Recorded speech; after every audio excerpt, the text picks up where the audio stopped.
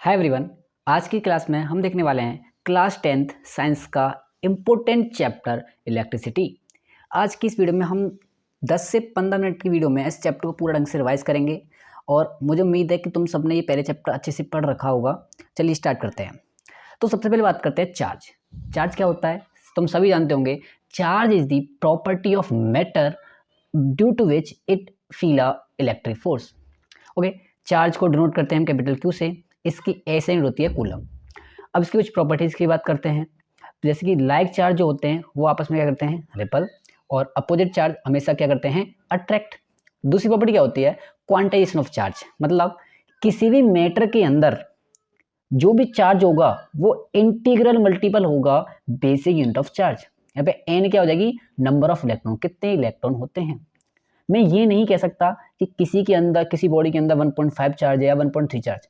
1 मतलब क्या नहीं होनी चाहिए, डेसिमल वैल्यू नहीं होनी चाहिए, फ्रैक्शन वैल्यू नहीं होनी चाहिए। वो क्या क्या होना चाहिए, इंटीजर होनी चाहिए। या -2 होना चाहिए, -3 होना चाहिए, या +4 या +5। तो मैं क्या कह सकता हूँ कि किसी के अंदर 1 इलेक्ट्रॉन है, 2 इलेक्ट्रॉन है, 3 इलेक्ट्रॉन है, 4 इलेक्ट्रॉन है। ओके, अब बात करते हैं किसकी, करंट की। करंट क्या होता है, अभी मैंने चार्ज के बारे में बताया। तो flow of charge per unit time is called current. तो चार्ज की यूनिट क्या हो जाएगी, कूलम, टाइम की क्या हो जाएगी, सेकंड। तो एम्पिरिक यूनिट क्या हो जाएगी, कूलम पर सेकंड। और क्या कह सकता हूँ, एम्पियर। और क्या कह सकता हूँ मैं, एम्पियर। तो करंट की जो एस यूनिट हो जाएगी वो क्या होती है, एम्पियर। तो ampere is equal to coulomb per second. अब एक डिवाइस का नाम है जो कि करंट को मेजर करती है, उसका नाम है अमीटर। ठीक है, अमीटर से हम क्या कर सकते हैं, करंट को मेजर कर सकते हैं। उसके बाद बात करते हैं किसकी, पोटेंशियल डिफरेंस की। पोटेंशियल डिफरेंस की वजह से क्या आता है, करंट आता है। क्योंकि पोटेंशियल डिफरेंस नहीं होगा तो करंट नहीं होगा। तुमने सुना होगा कि इतना वोल्टेज आ गया, इतना वोल्टेज आ गया। वो होता क्या है, वो होता है पोटेंशियल डिफरेंस। इसे डिनोट करते हैं स्मॉल वी से या कैपिटल वी से। अब होता क्या है, एक जगह से दूसरी जगह में चार्ज को ले जाने में जो काम किया जाता है उसे क्या बोलता हूं, पोटेंशियल डिफरेंस।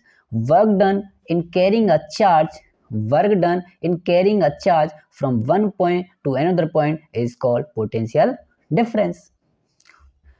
नाउ अब हमने देखा करंट क्या होता है, पोटेंशियल डिफरेंस क्या होता है। तो जितना ज़्यादा पोटेंशियल डिफरेंस होगा उतना ज़्यादा क्या होगा, करंट होगा। तो मैं यहाँ से क्या कह सकता हूँ, potential difference is directly proportional to the current. और इसे क्या कहा जाता है, ओम्स लॉ। मतलब V is directly proportional to I। अगर V कम, I कम, V ज़्यादा, I ज़्यादा।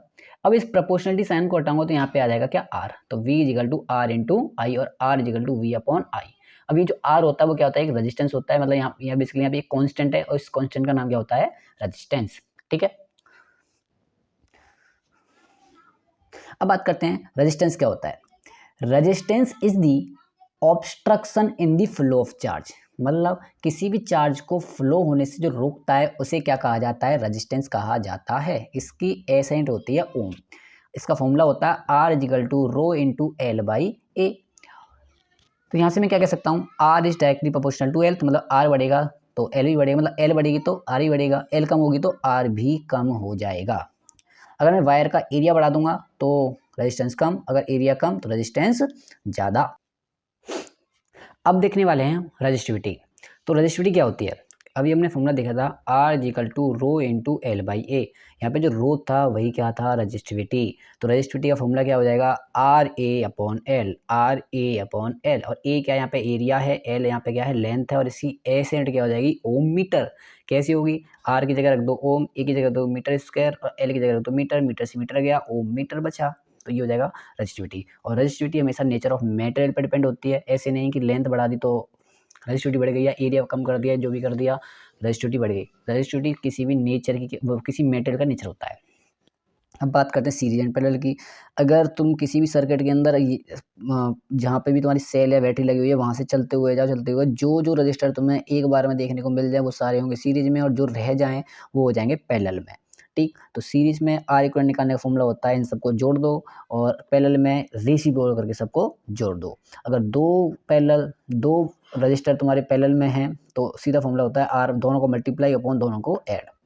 अब बात करते हैं किसकी, पावर की। तो पावर क्या होता है, वर्क डन अपॉन टाइम। मतलब काम करना, कितने समय में काम करना, मतलब जो भी काम work done per unit time, किसी भी काम को कितनी जल्दी किया जा रहा है, किसी भी काम को कितनी जल्दी किया जा रहा है उसे क्या कहूँगा, पावर।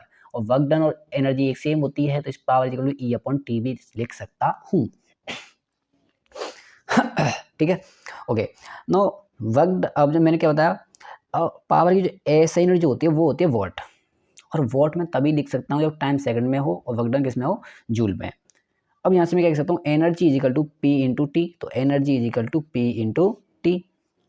अब पावर की ना कुछ फॉर्म्स और होती हैं, जैसे कि पी, जैसे पी जब डब्ल्यू अपन टी था अभी, तो मैं जानता हूँ W equal V equal to W upon Q होता है, और W equal to V into Q, potential difference का भी जो देखा था हमने, तो यहाँ पर रखा मैंने डब्ल्यू की जगह वी इंटू क्यू रखा, डब्ल्यू की जगह वी इंटू क्यू रखा, और नीचे टाइम है तो यहाँ से क्यू अपन टी की जगह हो जाएगा आई, क्यू अपन टी की जगह हो जाएगा आई, और वी तो वी है तो पी इजिकल टू वी आई, एक फॉर्मूला, एक फॉर्म ये हो जाएगी। दूसरी फॉर्म क्या हो जाएगी, अब वी की जगह रख दो आई स्क्वायर आर, वो क्या होता है ये देखा होगा, सॉरी, वी की जगह क्या रख दो तुम, आई आर रख दो, तो जैसे मैंने आई आर यहाँ पे रखा तो वो क्या बन जाएगा, आई स्क्वायर आर, ये फॉर्मूला होता है ना, R equal to V upon I, वहाँ से। अब एक और फॉर्म क्या कर सकता हूँ यहाँ पे आई में, अब मैं आई की जगह रख दूंगा क्या, आई की जगह क्या रख दूंगा मैं, वी अपॉन आर, और रख दो वी अपॉन आर रखा तो P equal to V square upon R बन जाएगा। तो ये तीन फॉर्म्स और होती हैं पावर की, power equal to V into I, power equal to I square R, power equal to V square upon R. ठीक है, तो अभी तो ये चैप्टर थोड़ा सा मैंने बहुत जल्दी कंप्लीट कर दिया है। एक चीज़ और होती है यूनिट, तो यूनिट पता क्या होती है, यूनिट भी एक एनर्जी होती है, यूनिट क्या होती है, एक एनर्जी होती है। अगर लास्ट टॉपिक बचा है यूनिट, यूनिट भी क्या होती है, एक एनर्जी होती है, और एनर्जी का फॉर्मूला भी हमने देखा, energy is equal to P into T, यहाँ पे जो देखा हुआ है P into T, power into time. अगर पावर रख लेता हूँ मैं किसमें, पावर किसमें रख दूँ, किलोवाट में, और टाइम रख दूँ किसमें, आर में।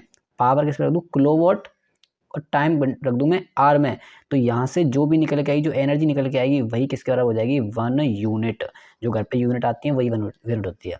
अब किलोवाट कहाँ से आया, जैसे वॉट होता है, वॉट को मल्टीप्लाई कर दो किससे, 1000 से, 1000 से मल्टीप्लाई करने पर वो क्या बन जाएगा, किलो वॉट, और टाइम को सेकंड से आर में तो जाना तुम जानते ही होंगे। तो यहाँ पे मेरे हिसाब से चैप्टर हो गया है ख़त्म, और अगर जो भी प्रॉब्लम होगी वो मुझे बता देना। अदरवाइज देखो यहाँ इसमें और इसमें मैंने पूरा चैप्टर अच्छे से आपको रिवाइज करा दिया है, और अगर डिटेल में कोई भी क्वेश्चन ये चैप्टर चाहिए तो एक बार कमेंट में ज़रूर बता देना। और इम्पोर्टेंट क्वेश्चंस की सीरीज़ भी आने वाली है, तो स्टे ट्यून। Thank you.